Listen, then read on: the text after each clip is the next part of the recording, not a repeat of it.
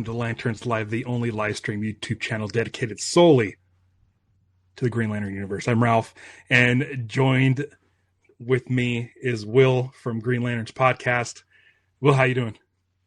I'm great, man. It's been a very busy week and a half. It's been a good 2026 so far from a Green Lantern standpoint. So just right. Enjoying the new comics that are coming out. It's been a good time. How have you been? Been good. Busy. As soon as I'm done with the show today, I'm ready to head off to LA to go hang out with some friends. Oh. So I'm pretty excited about that. Man, I feel like so out of the loop as far as Green Lantern stuff. You sent me stuff, and I'm trying to think if anything's really happened in the last week or so since I last talked to Vactor, about Absolute Lantern. But there's new Mattel. Yeah, Mattel has started to advertise the DC license. They're saying the way that they have phrased this, and Donnie raised a good point. There's been some not so glowing reviews of how the figures look so far. Okay. But people need to remember this figure set that's coming out in fall 2026. This one is aimed at children. It's designed to be very budget friendly, to let kids start their collection and have something to play with. And they said their collector versions will come out early 2027. And Donnie said Mattel does with the wrestling figures. Donnie's the Emerald enthusiast for those who aren't following. Right. And he's big into figures, so he would know. But for wrestling, they have 3 tiers of action figures. There's the low end one, kind of like this. Then there's a normal tier, and then there's the really nice one. So he thinks we're going to get the same thing here. They kick it off trying to get these out in front of kids, get the Mattel name out there. Obviously, adults will still collect these too, and then they'll go for the big ones after that. And the cool thing was, featured at the top of the poster, you had Batman, which is pretty standard. Batman not only got a top half, he also got a second figure in the bottom. Right. That's what Batman fans get. Yeah, Batman fans, you guys are always eating well. Good. Yeah, exactly. But Green Lantern, John Stewart made the cut on the top out of the big 3 that they had up there. And as other people have noted, Wonder Woman wasn't up there. Mm-mm. But John Stewart was. Right. Now, from a cynical point of view, is that because they don't like girl figures don't sell? Maybe. I've heard that. To counter that, Jessica Cruz came out last week, sold out immediately. I don't know if that's because McFarlane was doesn't really make a lot of girl figures, and so maybe they didn't put a lot into production. Either way, the fact that it sold out really quickly is telling. I reached out to, because there's only one, there's supposed to be 3 shops that are carrying the Jessica Cruz figure. Right. Only GameStop so far has put it out. I reached out to reps from both McFarlane and GameStop. I got a response from McFarlane that just said they were very happy and excited with the sales figures for Jess. GameStop didn't reply back. On their website, when I was trying to order one and it was sold out, it said over 600 sold in the last hour.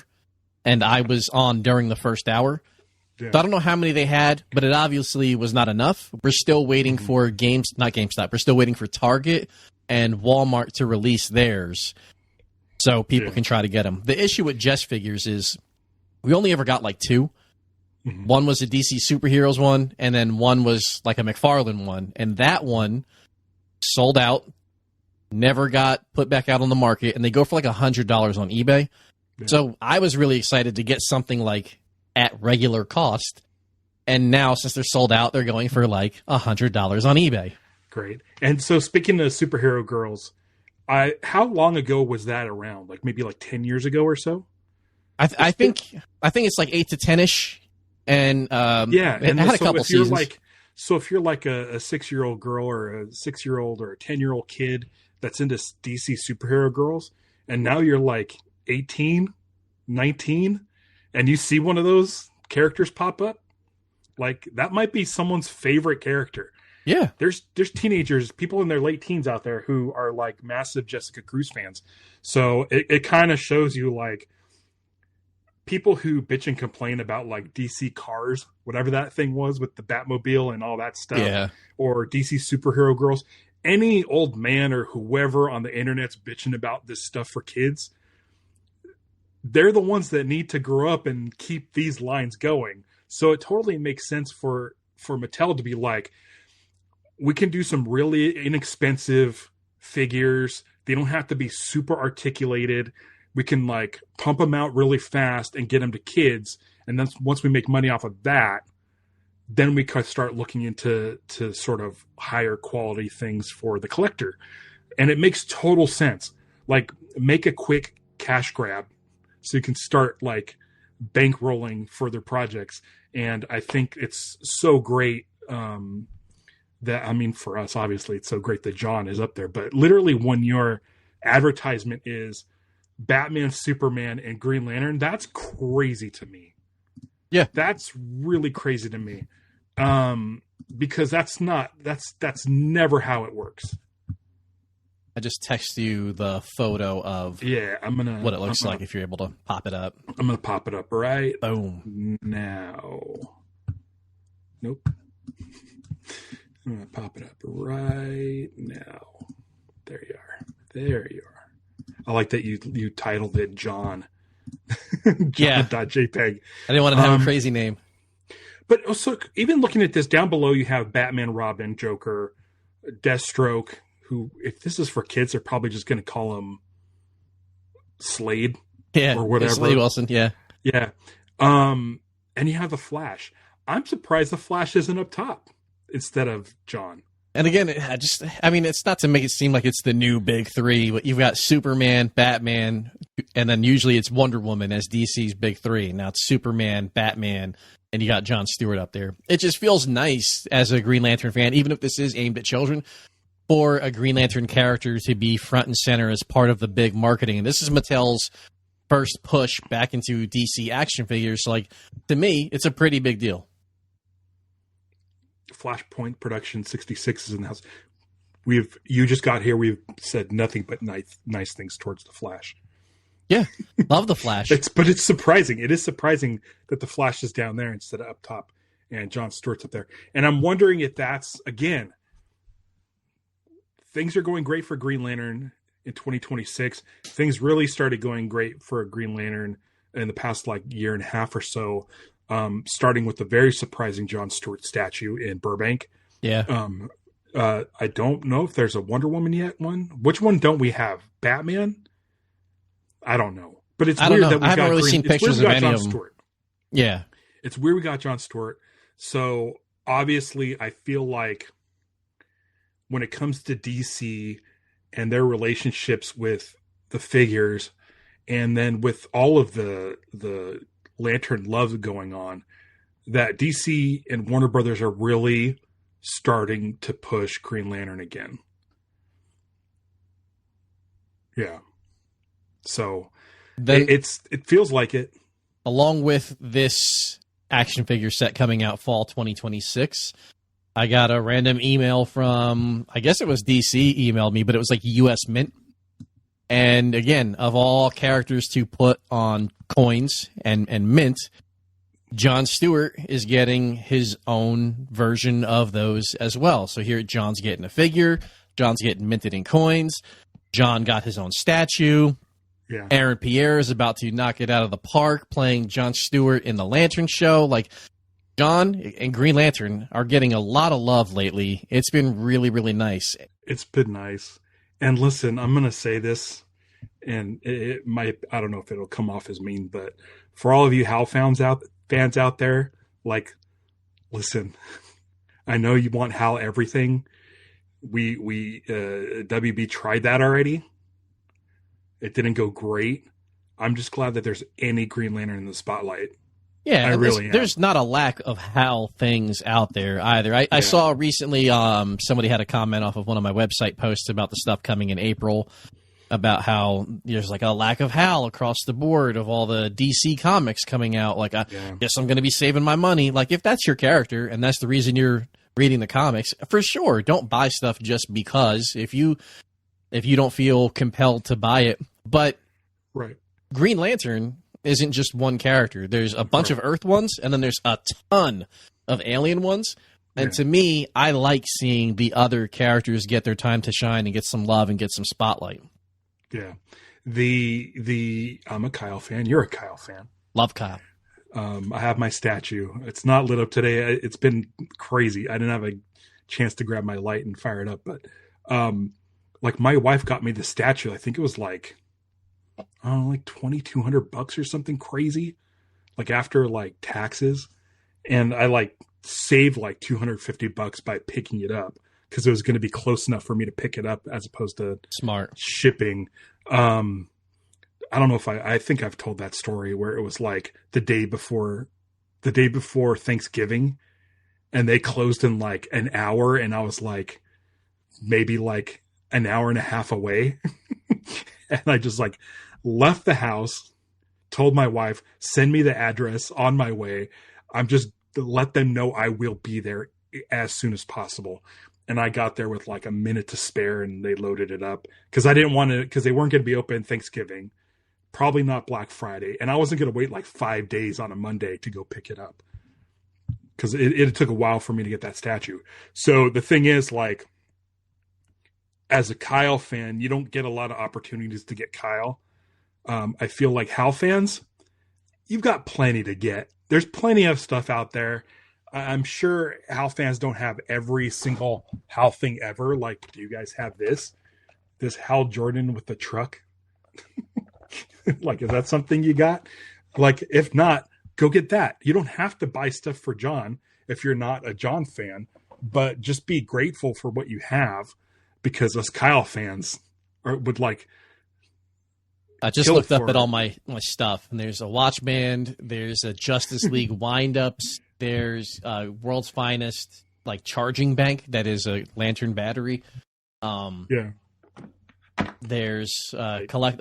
Most of what's above me is Hal Jordan. There's not a ton of Kyle Rayner or, John's gotten a bunch of stuff, but like, imagine you're a Joe fan or Simon, Jessica Cruz, and Jessica's been in not a bunch, but she's been in the movies. She's been in shows now. She's been featured. She's getting My Adventures with Green Lantern. DC Pets. She's been in a bunch, and she's had 2 action figures before this. Yeah. Very hard to find them, and now this new one came out, and within 10 minutes they were sold out. Again, extremely hard to find. Right. So I'm happy for those people who are able to finally get, these things that other people have for their other favorite characters. Right. I'm sure they can do a McFarlane's known for like doing repaints. I'm sure they would do, what is it, Power Battery? Or what's the name of the alternator? Yeah, maybe that, but I think I'll probably just do another run, I'm sure. No, I think it's going to be up to Mattel now. Is it? I thought McFarlane was good through the end of the year. Is that not? That's not. Yeah. They still have their ability to push out whatever they have currently in production. Yeah. But I think it's late fall. Once Mattel kicks in, like it's theirs now. I'm sure McFarlane will still be able to sell whatever they've got. Yeah. But it'll be like, Well, logging into the site or the sales. I'm sure. Yeah. I'm sure I will get sales reports through like DC. I'm sure DC will pass those along to Mattel and show them like, hey, your launch is a bunch of dudes. If you want, female characters, Wonder Woman, but also this one seems to be popular. Yeah. That's great. I'm really excited. I think the only other thing to really touch on, but it's not really Green Lantern specific, it's just comic specific. Okay. There's a company out there, ICV2, and they work with a bunch of comic retailers and comic shops to collect data about what's selling, what's not selling, and all that. And when they put out their top 20 best-selling comics of 2025, so last year, full year, based on units sold, of the top 20, every single thing on the list for top 20 across the board, whether it's indie, DC, Marvel, was a DC comic. No kidding. Crap tons of the only Marvel mentions were Batman / Deadpool. Great. But it's a Batman, like obviously, you know, Batman's on it. A bunch of the top 20 is different versions and different stories of Batman. When they rolled out the top 50, I think it was 40 were DC, 8 were Marvel, and 2 were like indie comics. Like DC is killing it in the comic game right now. I have a theory. Superman. Now, if you're a kid and you're into Marvel, all you have to do is wait a couple months and there'll be either a TV show or movie coming out. There's so much Marvel stuff coming out. Superman, and James Gunn did this and I love him for it, put out a movie that just has a bunch of characters without any explanation. And they're all really cool. Hawk Girl, Guy Gardner, Mr. Terrific, Metamorpho. Like there's just all these things where it's like, here's a bunch of characters.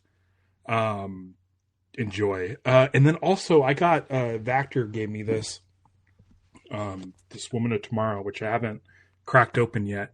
But dude, these compact comics are rad. DC, very timely of them, but if you're a DC what is it? Infinite Universe. I'm blanking on the name of the app I use. DC Universe, but Infinite. There you go. Yeah, Infinite. DCUI. If you are a year-long subscriber to that, every year they give you a gift where you're able to choose from a range of like 6 to 8 different comic books. And I think just to the desk over here 2 years ago, I got The Death of Superman. Mm-hmm. But this year, very smart of them, one of the comics that they were giving out was the run of what you were just showing. Yeah. So I picked that as my gift, and then I gave it to my sister-in-law for Christmas, who's like super excited for the Supergirl movie coming out. Yeah, I need to read this. I've only read one page. I went to a sneak peek of the movie last night, and I thought I'd take this with me in line because it doesn't have batteries, and so I couldn't like take my Switch, and I didn't want to use my phone too much because I waited a good 4 hours in line to see a movie. And I figured this would be good. I only got a chance to read one page because me and my friends just started talking about He-Man a whole lot. Not saying that's any correlation to what I saw, but there was a lot of He-Man talk in line. So this kind of took a back seat. But like this is the first time I'm holding one of these things, and the colors are beautiful, and it's a nice design. It fits in my back pocket. I mean, I have big pockets, but I can't wait to get more of these. And for $9.99, are you kidding me? Yeah, you really can't beat it. You can't beat it. So I'm hoping like DC really, really does more of these. I'm going to talk to Tim Sheridan next week at this time, Wednesday. He's going to be on the show. And I want to talk to him about if there's any plans of getting his Alan Scott, the Green Lantern, in this format. Also, his DC Pride 2025 backup, which he sent me, and I have not read yet. I'm going to hold that off probably till Pride Month. Yeah, he sent me this. He's like signed it and everything. 2 routes. Yeah, he's the man. How dope is that? And he sent me this too. So I'm going to be talking to him next week. Big fan of his book. But I'm even though I just read it, like I might go to a comic book shop tomorrow and see if they have Far Sector, because I know they have Far Sector in this, and then they have Rebirth and like New Frontier. I'm going to start snatching up all the Green Lantern related ones. Yeah, I wasn't sure if Rebirth and New Frontier were out yet. I haven't gone looking for them, but yeah, the Far Sector one was great. I read through it. I have the comics. At some point, I'm going to do a full giveaway on the DC Discord of all 12 from Far Sector. And then I had the compact, gave that to my daughter. She loved it too. So bringing her into the comic book world through a little bit of Green Lantern goodness. It's so good. And if there's any podcasts out there that haven't read Far Sector yet, I highly recommend you read it. But read Tim Sheridan's Alan Scott, the Green Lantern. You know what I've been reading late at night, laying in bed? I've been reading the newest Justice Society of America from just, I think it's like 1 or 2 years ago. Uh-huh. And I think there's 18 issues in it. It might be a little bit more than that. I'm up to like issue 11. I've been reading that because there is some leftover pieces from the Alan Scott slash Vladimir rivalry that rolls over into Justice Society of America.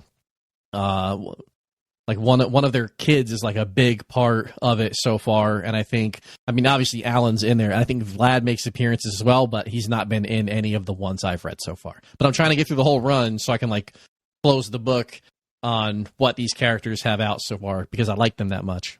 Yeah, I need to listen to the latest Lantern cast.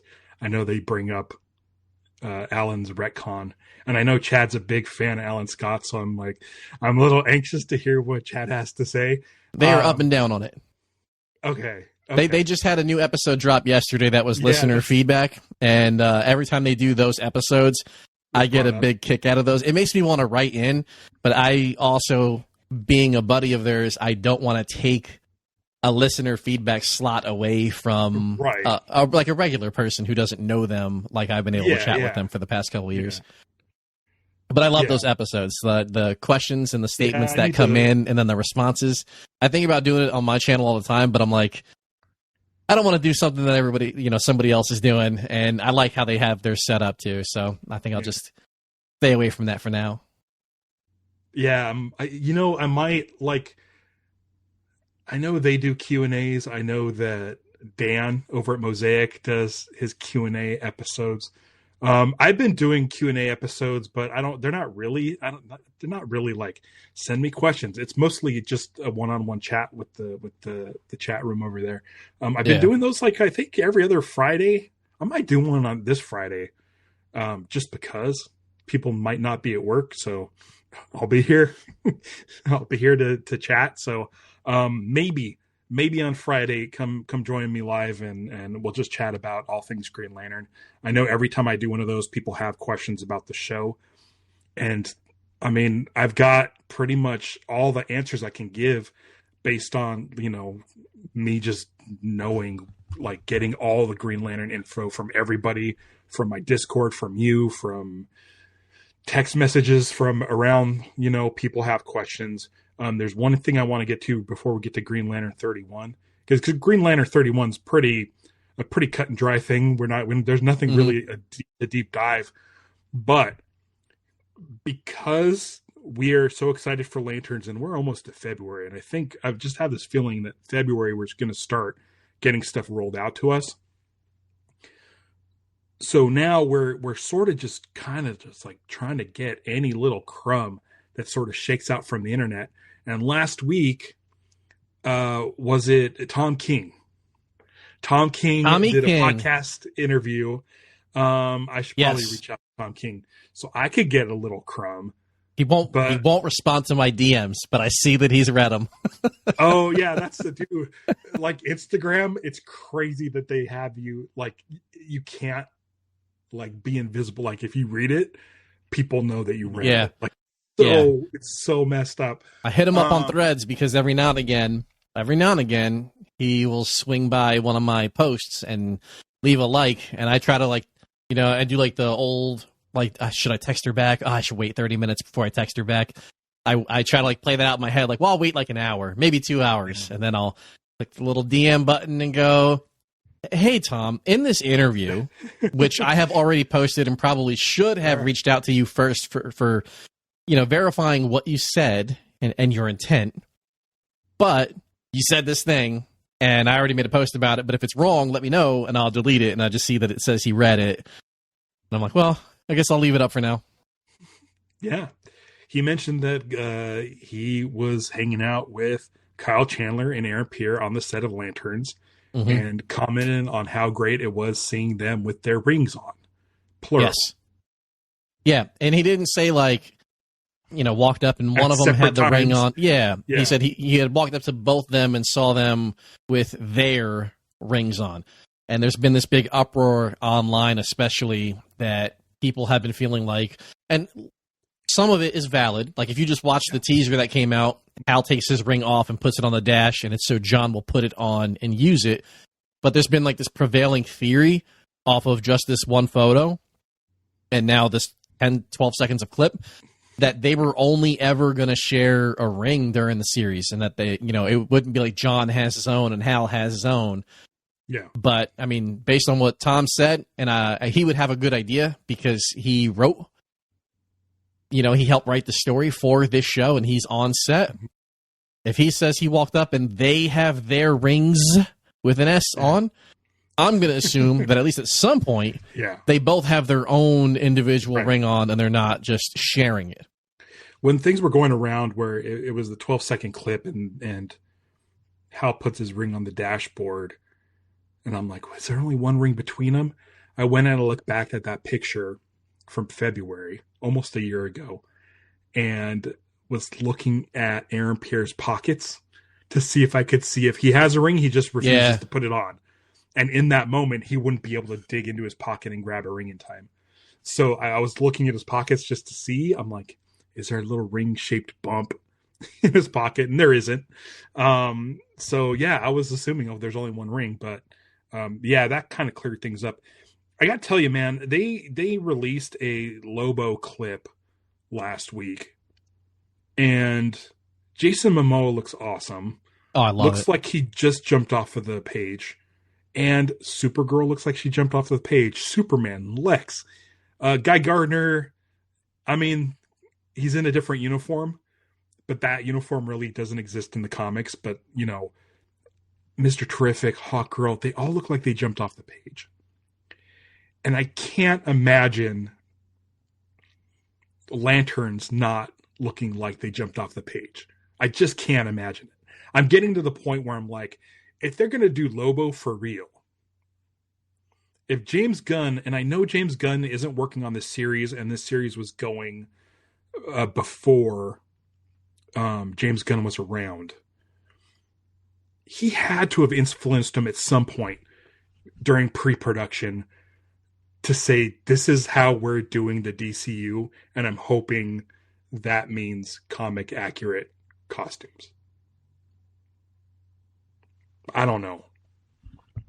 I don't know how comic accurate that the costumes are going to be, but I still have a lot of hope that the costumes will look good. Like Lindelof doing Watchmen, I thought the costumes in that looked really well. Right? Yeah.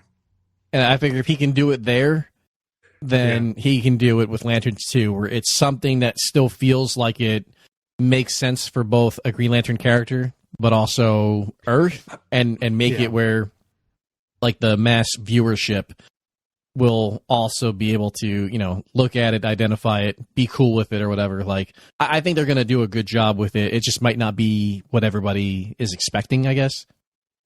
Yeah, I don't know. With the mention of Chip in the unseen trailer footage that went out to press in Argentina, like, I feel like they're willing to go for the more less serious side of Lanterns. I think I'm ready. I'm ready to see them. Whatever they are, I'm ready to see them. I have faith in it, and I think it'll look somewhat comic accurate. I hope. I really do. I think with James Gunn in the mix, like before James Gunn was in the mix, like, who knows what the costumes were going to look like? Now that James Gunn's in the mix before pre-production, I have more faith that it'll be comic accurate. So I think I'll probably make another post about it, because there's more. Everybody was sharing from that Spotify podcast with Tom King that Tom King and two others created the show with the idea that it was going to be a 9 p.m. premium prestige HBO show. And that's when I went to it, and they have a transcript available. So I was just scrolling through the transcript, and that's how I found the part about them, walking up and they were wearing their rings. And then I made the post about that. But there's another quote in there that, and this may make some people mad, and for other people it's going to be like, well, they're so secretive about everything, it makes sense. But listening to Tom King talk to them about that first photo we all got, where they're walking on the middle of the road in the desert, I don't think they're walking on the road in the desert in the actual show. I think they shot that just for a promo shot. And just, again, I'm not playing it, so it's not coming through my ear, but just reading it, they were asking him about the shot that day, and he said that, we weren't too far from Bakersfield. When we took that shot, I was there, I was behind the cameraman, and he said, I was looking at them, and it was very funny. They had a different idea of what they were going to shoot, and then they were like, well, what if we just did this in the middle of the street? And then they were like, well, we can't shut down the roads. We don't have the permits for that. And they were like, well, if cars are coming, we'll know. Everybody will be fine. I'm sure, it's going to be safe or whatever. Right. But like that little bit of information there tells me that they were not working in the middle of the road. They didn't have a permit for them to work in the road and shut it down anyway. So the actual show will have some desert material in it. Mm-hmm. But the whole them walking towards the camera on the street, I don't think that's making the cut as if it was actually in the show. I think they just shot that so that the cameraman can get some good promo shots. So then when you think about what do we have of lanterns, we know what outfits they have on. That's going to be in the show. Yeah. And we have 12 seconds of footage from the teaser. But them walking through the desert, all the stories that we've thought up and made up for why they're doing that. It could be true, but they'd be doing it on the actual dirt, not on the road. But I would get if some people are mad that the one thing that we sat on for like 8 months wasn't even an actual shot that's going to make the TV screen. Yeah. So we have even less information than we thought we did. Yeah, but I'm also like as in the weeds of everything as I am. I also still do appreciate the lack of information, I guess you could say, because I do still want to go in and not know everything that's going on and be surprised. That way I could be, at 10 o'clock, I'm running to 10 o'clock Eastern.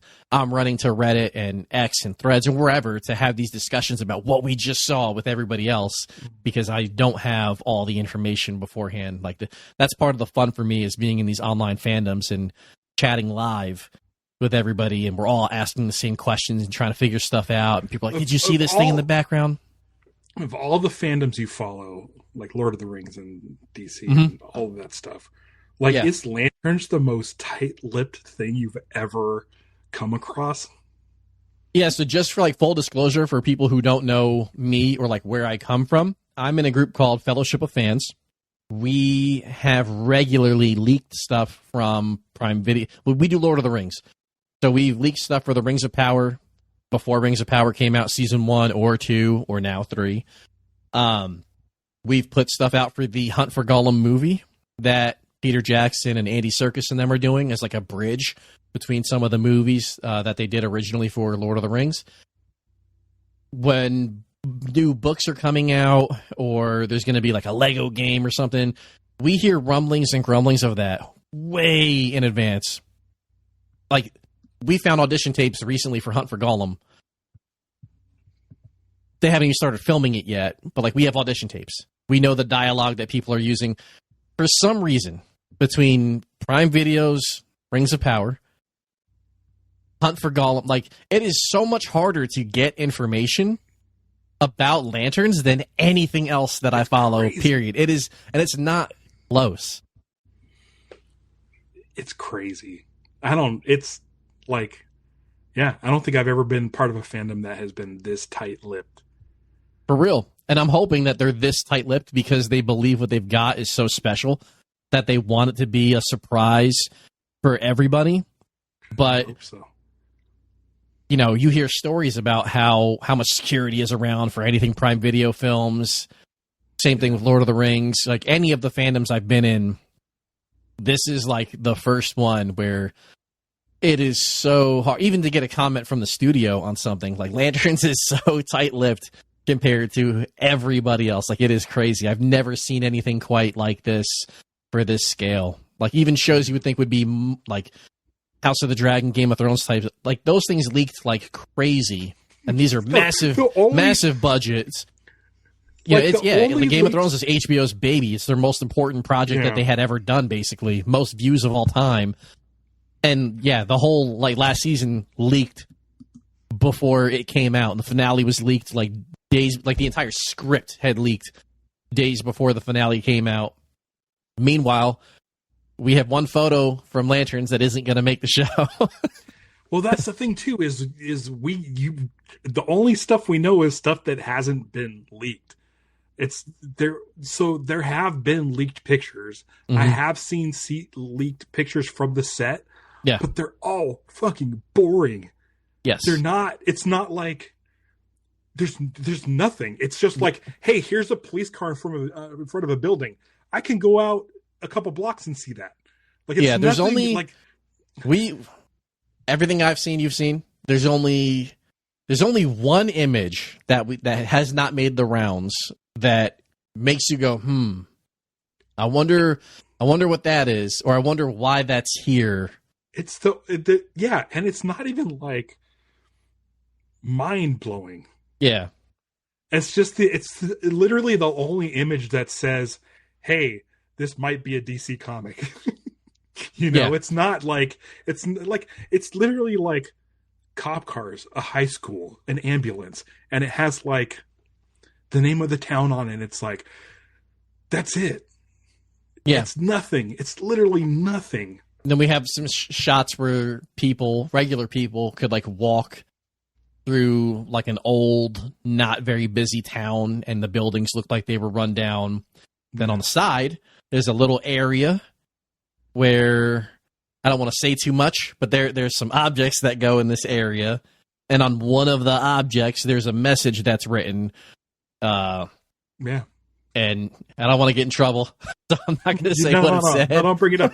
But I'll tell you. But yeah, it's the only thing where like I don't have an answer when I look at it. Like, what is the message here? I have a bunch of guesses, but I don't know for sure.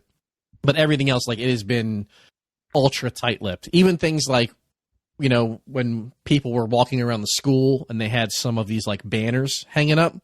There's phone numbers on the banners. I've called all the phone numbers to see if there's any sort of like hidden messages or Easter egg type things. Yeah. Nothing yet. We when I was walking the high school set, so they're out on location. I got word that they were on location in Norwalk, California, which is like a half hour from me. And I'm like, I'm going down there. I did a live stream. It's available to watch. My favorite thing on there is I didn't see anything. But I did yell at, there was a prop truck, and there was two guys in the back of the prop truck clearly working on something. And I yelled at him. I'm like, hey, you got any power batteries in there? And the guy looked at me, smiled, and said, I don't know what you're talking about. And it made me, I was like, okay, so they like, everybody is tight-lipped. Like just that smile was enough for me to know that those guys know what a power battery is, and that gave me hope that we will see a power battery. Okay. We've talked about 40 minutes about Green Lantern stuff, and then stuff that's like not even a thing, like Lantern. So I'm going to say this: Friday, join me. I'll post a live stream, a link, and we'll get people in the chat. Throw me more Lantern stuff to talk to anybody, because I can talk about Lanterns and speculating forever. But right now, we should probably start talking about Green Lantern 31. Yes. Which features Hal Jordan continues his tour of these sort of one-shot buddy cop things. This time around, it's the Flash. He's Barry Allen. The Flash is in trouble and has sent a signal to Hal, and he's just waiting on Hal to come. Yeah, apparently this Flash, he does not have his powers anymore, so he can't just super speed away. He is on... he's supposed to be en route, I guess, to go to a courthouse or a safe house at this moment, so he can go, give his testimony and his statement at a court to put somebody away. And the two cops that are driving him, him being the Flash, he's ran all around the city for forever. He knows all the ins and the outs, and he notices that they make a wrong turn. One of the guys is sweating. The other guy's like tapping on his leg where he might have, his gun or whatever. And he knows that these guys are not being good cops, and they're trying to get him away from somewhere. He sends out a signal somehow to Hal. And yeah, I mean, it's tough, because it's hard to do these one-shot issues where you're leaving everything else away from the reader for however many issues this is going to be. Yeah. We've had a one-shot with Hal and Oliver Queen, or Green Arrow. We had a one-shot with Hal and Batman. Now we have Hal and the Flash. And it's hard to make them all feel different. I think there's been things in each that as they've gone along, like there's like a reveal where you get deeper and deeper into what's going on with Hal. But this one was cool because it was like, he's not partying like he was with Oliver. He's not getting startled and trying to get a bunch of answers from Batman. Yeah.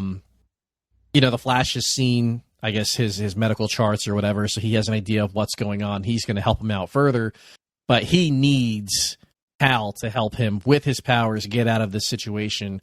And Hal's able to like swoop in and have like a nice heroic moment, which I thought was really cool, because in some of the other issues, it's like more of a,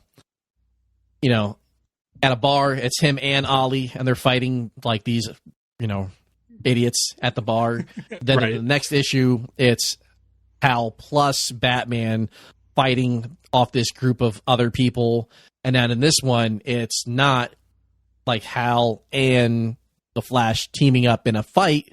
It's Hal needing to actually save this superhero who currently lacks his super speed that he's normally, used to having, that makes it a little bit of a refreshing take compared to the previous two one-shots that we got. And Hal gets to come in and he makes vehicles, he makes shields, and he gets to like fight back against these dirty cops and have good cops come and arrest them. So I thought that part of it was really, really cool. I did think like the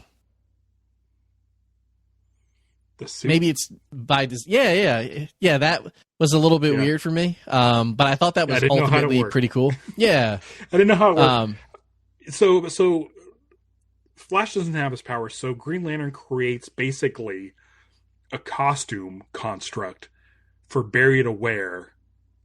And apparently Barry's able to control that costume construct in a way that kind of gives him Flash powers. Yeah, Hal says like he makes it around him, and then he just needs to move it forward, and then the Flash can move, how he needs it to move. Basically, there's a hit out on the Flash, not because he's a Flash, but because he is like a CSI type guy who's got this evidence that can put people away and get them in trouble. And this new, like, the Bordellos want him murdered because they already tried to bribe him and he wouldn't take the bribe. And they obviously don't want to get in trouble. And they think that, at a minimum, taking him the wrong way and potentially fighting, they can keep him away long enough that they can have, like, their court case thrown out. Or they'll be like, the witness didn't show up, and it'll be in their favor. But that's where Hal steps in, and he's trying to, help him get back to his room or at his place. Yeah, and where he can get the evidence out of a lamp, which was kind of fun. Yeah, that was fun. I also thought towards the end of the issue, we finally got like this, I guess at the start of the issue, we had like a one panel of somebody being like, I thought Green Lanterns were supposed to be tough. And then it's immediately like 2 hours ago, here's what was going on. And there's this big, awesome looking, like, he almost looks like the Thing to me when they first show him, but he's wearing like a red pinstripe suit and he's massive. But he looks like a rock guy, but he's not. Yeah. And he comes in and he's got this presence about him that makes me, like, when I look at him, I'm thinking, like, again, like the Thing. I'm thinking Kingpin type vibes from this guy. Like, he's a monster. He's huge. He's strong. You have, the Flash is basically trying to tell Hal how they can go about fighting him without needing to, like, fight him. Instead of taking him, like, head on, he's like, punch a hole or, drop something on the ground 3 feet in front of us, and it's going to like make this crater happen, and then we'll all go falling, or he will, but you can fly and you can catch me. And almost every time it seems like Hal and the Flash have outsmarted this guy. He like comes out of nowhere. He's able to like grab Hal's leg. This indestructible force. Yeah. But you also find out later that as Hal makes he enables the Flash to use a version of his speed to get to the courthouse in time to give his testimony and help, get the bad guys in trouble. Hal this whole time hasn't been trying to like really hurt this bad guy. And I think on the other side, this dude isn't really trying to like destroy Hal Jordan, the Green Lantern. They're having a good time kind of having this back and forth with each other. And by the end of it, when Hal's like, hey, my guy made it to the courthouse, he's putting your guy away, we don't have to fight like this anymore. No, a normal bad guy's like, no, it doesn't matter. And they're going to keep fighting. Yeah. And he was like, no, you're right. As much as I don't want you to be right, you're right. Yeah. And I think we're still going to be able to meet someday. So there's still like this in the back. You still have the idea that these two at some point in a future issue are going to link back up. And then we'll see where Hal's really giving it a go. And this guy's really trying. Yeah. Who's going to get the better of who at that point. The one of the opening lines is this dude, what's his name? Like Bluto, whatever his name is. Not Bluto, but yeah, I'm trying to scroll through the issue right now to look for it. But yeah, he has a name that's like that. The first line he says is, "I thought Green Lanterns were stronger than this," something to that effect. So clearly aware of Green Lantern, and feels like there's a mutual respect there. Like the way they're fighting and the way they're talking. Yeah. Like it's almost like a chess match, or they're Hal's having fun, this bad guy's having fun, because it's probably the first time he's gotten to go up against a Green Lantern, and basically saying like, I didn't give it my all, and Hal says I didn't give it my all either. It is a fun fight where like neither of these guys have a stake in this sort of whatever's going on at the court. Whatever the evidence that Barry has, Hal just needs to make sure Barry gets there. He has no interest in these crime families. This brute, it's Bruto, doesn't care. Bruto. So he doesn't care about anything. He was just sent to do a job. So like it is fun that like both these guys, Hal and Bruto, are just kind of like, let's just keep going. And they just start like fighting. It's a lot of fun.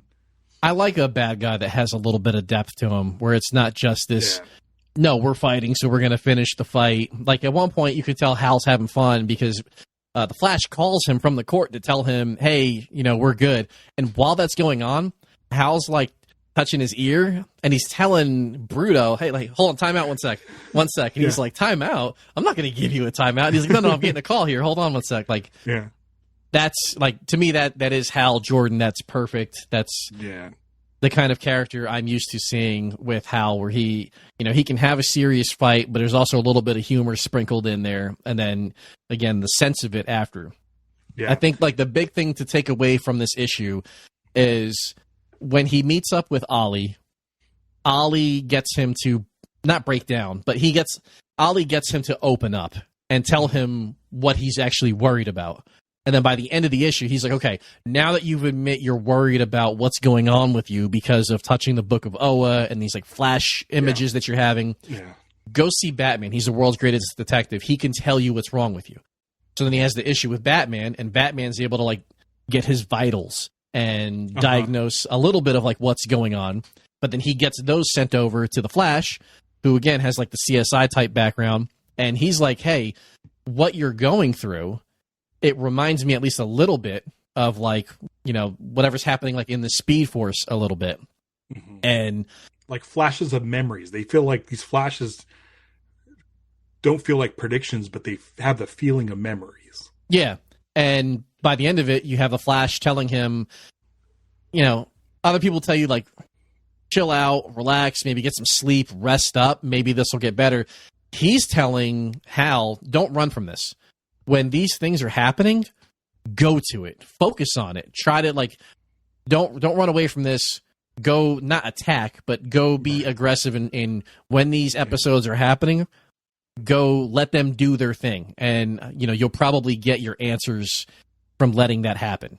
And that's when, at that point, Hal is like, "All right, gonna head out now," and then we'll see where. I think it says next issue is date night, and then it says, "Finally, I'm sure everything will go great." Right. Okay, so is this the cover that we got in previews with the ring? Mm-hmm. We'll see if that cover's bullshit or not. But I mean, it does say date night, or next issue is date night, but it makes it sound like I'm sure everything will go great, right? It makes it sound like it's not going to go exactly right. Maybe there can be some hiccups, but then they still get to that end that I'm hoping that they get to. I know a lot of people have the blue ring of hope on, thinking that Hal and Carol will get married and have a healthy marriage. Maybe take a break. Yeah, maybe he'll take a break, and then that gives her the ability to go off again and continue to do this whole Justice League thing that she's been doing away from Hal and the others, and continue to be a hero. Yeah. Yeah, Flashpoint. I'm also very excited to see Kyle back as the main Green Lantern. He's always been the main one to me, but it's nice when somebody writes him that way, too. Right. So that should be, I think that's coming up soon after this proposal. I don't know, whatever it's going to happen next month. This episode, or this issue, I think was really strong. It was a lot of fun. I'm ready to get back into the thick of things, though, as far as what's going on with like the overarching like Green Lantern Corps and all of that stuff. I'm ready. These sort of Brave and the Bold team up issues have been fun, but we've done 3. I'm ready to start moving forward. The artwork in this by Montos I really enjoyed. I thought it felt like it was almost from like the 70s.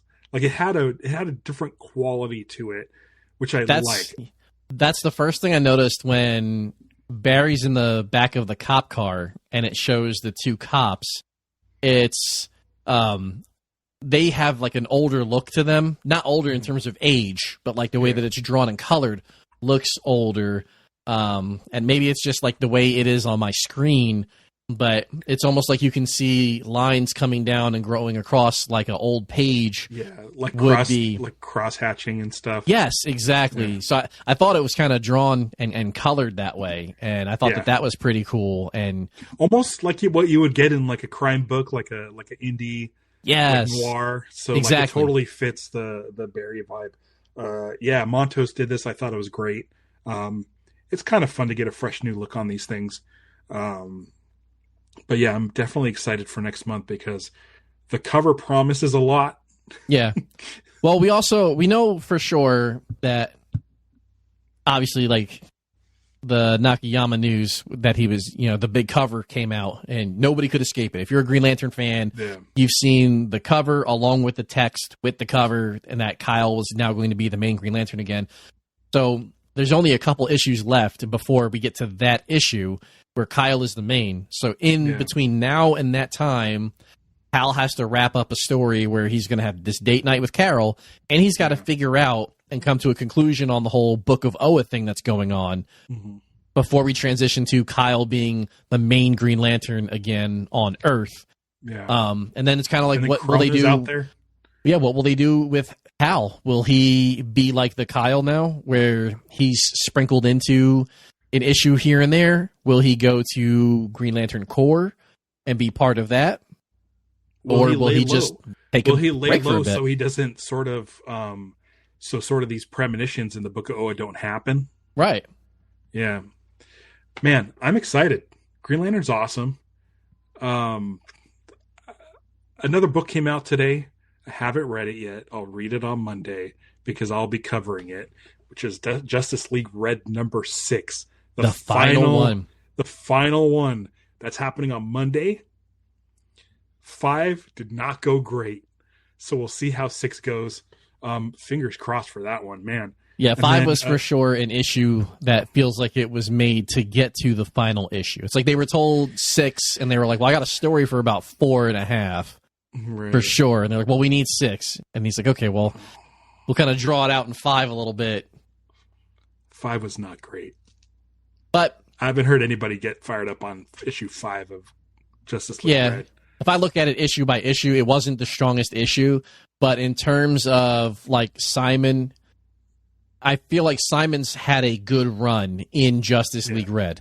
I think the material that they've written for him, the character work for him, I think that's actually been really, really strong. So even if the issues themselves haven't been amazing, overall, it's been a good story so far.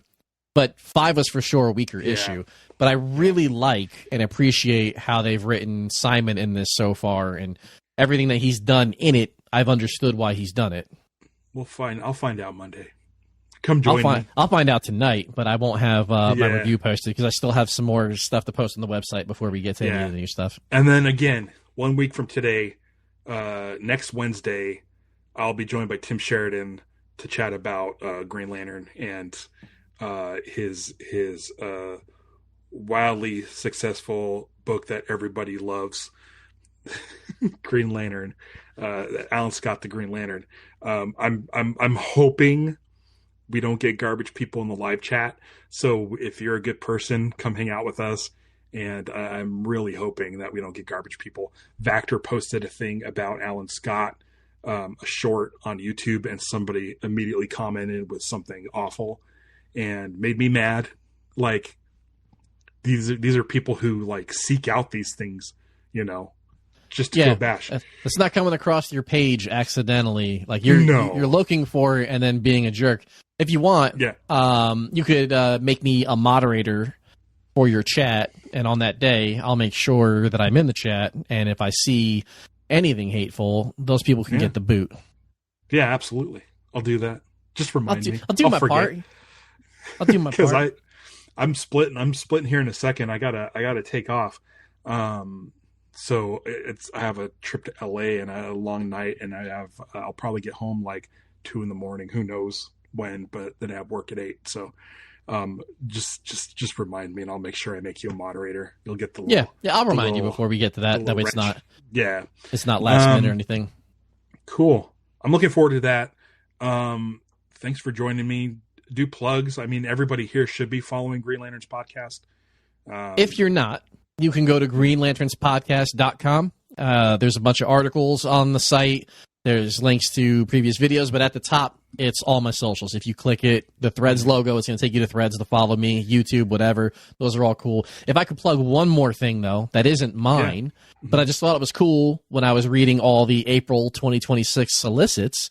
There's a Justice League comic coming up that's just a one-shot special, but it seems like the lead character of this one-shot special is Star Sapphire, Carol Ferris. So she's going to get a big little push here as well, which I think is really, really cool. Cool. Yeah, I want to check that out. I like the amount of love that Carol's getting lately.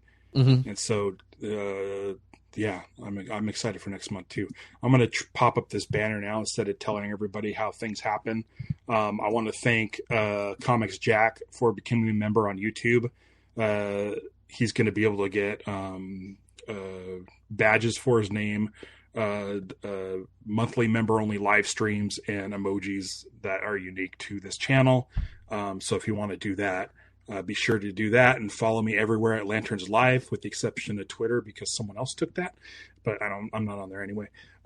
So yeah, I want to thank everybody for joining me in the chat. Leave a like. That'll help me out. You should absolutely leave a like. And if you have hypes laying around, go ahead and hype this thing. If you're not sure how to hype a video, you have to be on the mobile app. So you got to have the YouTube app on your phone, iOS or Android, doesn't matter, but it has to be in the YouTube app and right where you would normally click to leave a comment or a like or share it to somebody else. If you kind of swipe over to the side, there's a hype button. And after you hype it, it would give Ralph some points to go towards being on a leaderboard. That if he made the leaderboard, it would show his video to other people who wouldn't normally check this out. And then maybe he would get more views, which would be nice. And they don't tell you this, but you get 3 hypes. So you can do it 3 times before you run out of points. So it's just a small thing that you can do to help out the folks. Cool. Appreciate it. And shout out Will. Shout out to Morgan Hampton, who you interviewed not too long ago, who told me to keep my eyes peeled for this upcoming issue of Green Lantern Corps as a Larfleeze lover. I could not rant and rave more kindly about the comic. I thought that Larfleeze was excellent, and I loved it so much that I actually did a comic review on it, which I don't do on my channel. I normally just do it on the website. But I loved it so much. I thought the depiction of Larfleeze was amazing. So shout out to them. Well done. Then shout out to everybody. Birthday. Thank you. Yeah. Do you have a birthday coming up soon? February 18th. It's a Wednesday. Boom. People remember that. You happen to do shows on Wednesdays. I happen to do shows on Wednesdays. So I'll see if there's a book coming out. There might be a book coming out, but I'm not sure. Maybe you can do a little birthday stream. We can get some birthday hypes, some birthday likes. I mean, I wouldn't mind some super chats.